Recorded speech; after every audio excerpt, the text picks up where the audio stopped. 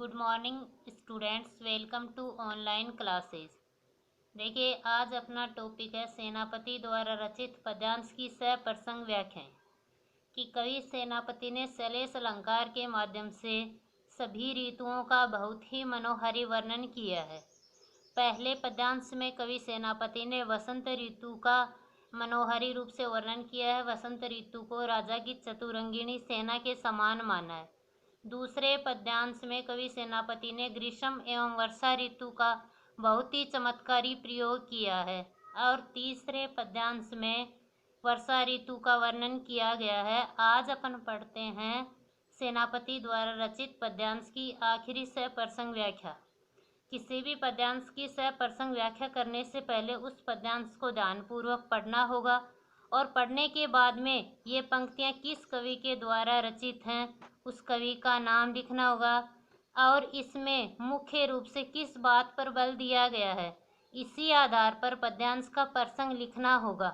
तो देखिए, शीत को परबल सेनापति कोपी चढ़्यो दल, निबल अनल गयो सूरी सियराई कई, हिम के समीर तेई बरसई विषम तीर, रही गरम भवन कोनन में जाई कई, धूम नैन बहे लोग आगी पर गिरे रही, हिये सो लगाई रही नैक सुलगाई कई, मानो भीत जानी महाशीत ते पसारी पानी, छतियाँ की छाहें राख्यो पाउक छिपाई कई।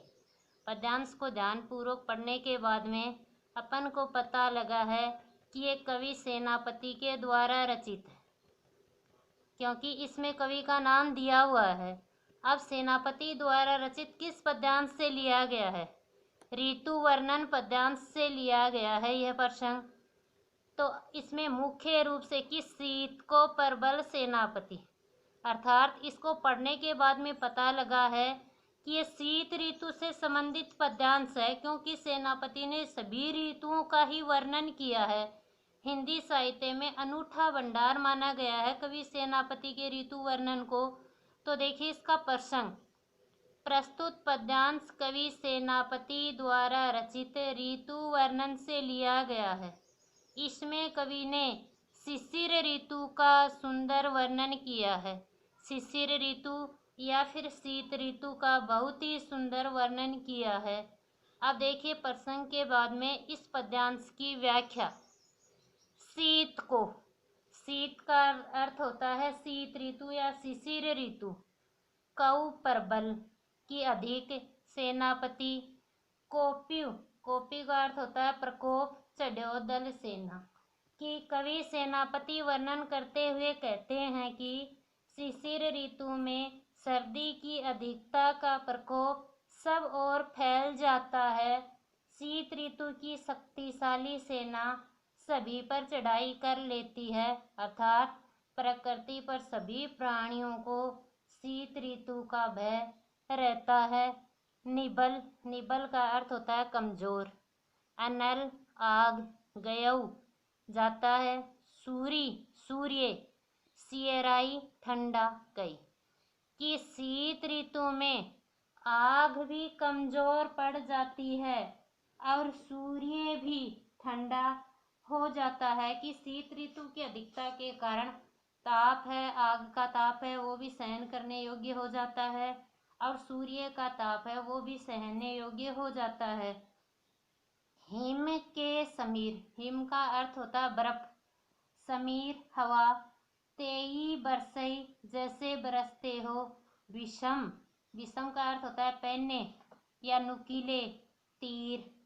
कि बर्फ के बर्फीली हवाओं के कारण शीत ऋतु है वो भी अत्यधिक ठंडी होती है।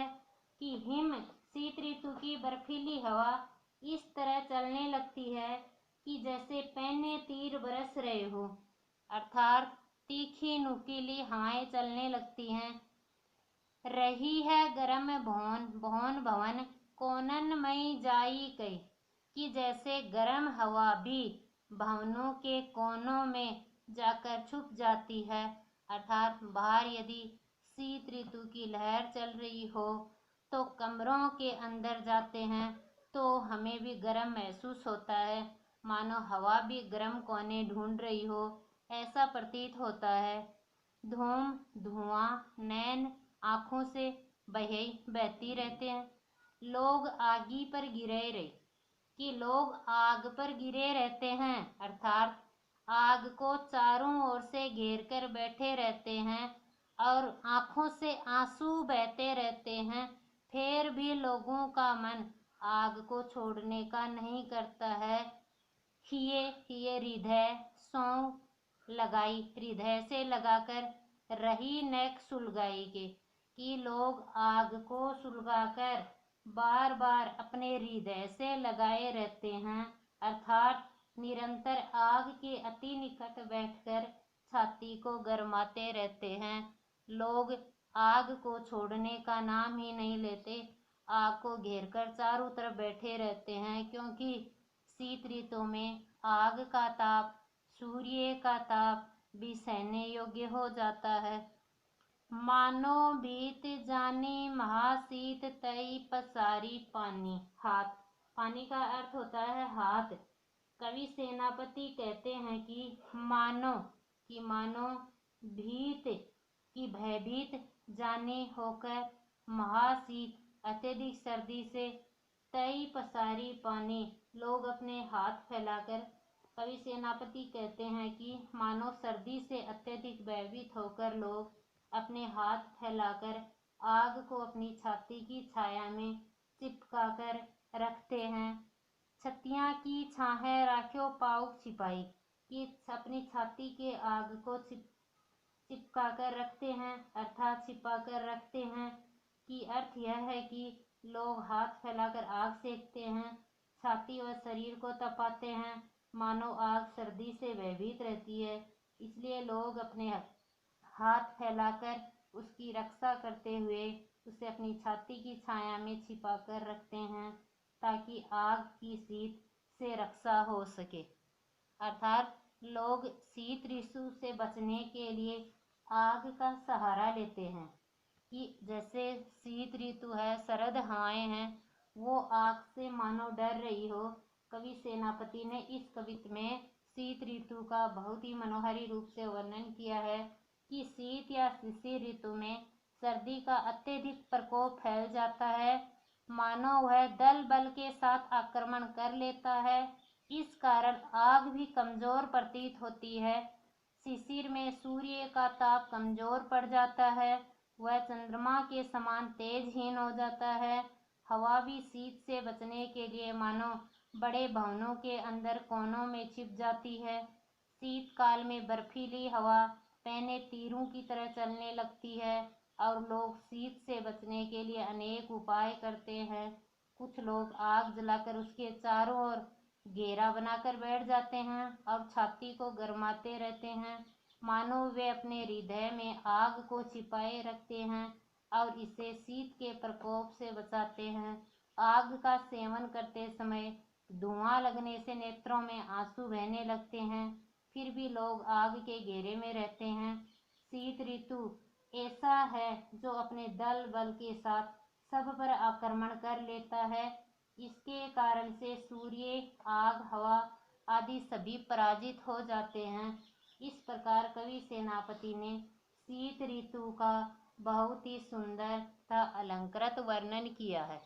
इस पद्यांश की व्याख्या के बाद में देखना है इसका विशेष, कि इसमें मुख्य रूप से किस बात पर बल दिया है या विशेष रूप से कौन से पॉइंट है। कि शिशिर ऋतु के प्राकृतिक वातावरण का स्वाभाविक वर्णन किया गया है। कि प्राकृतिक वातावरण का स्वाभाविक रूप से वर्णन किया है कि सूर्य का ताप कमजोर होता है, आग भी कमजोर लगती है, अर्थात सहने योग्य हो जाती है, ये स्वाभाविक बातें हैं।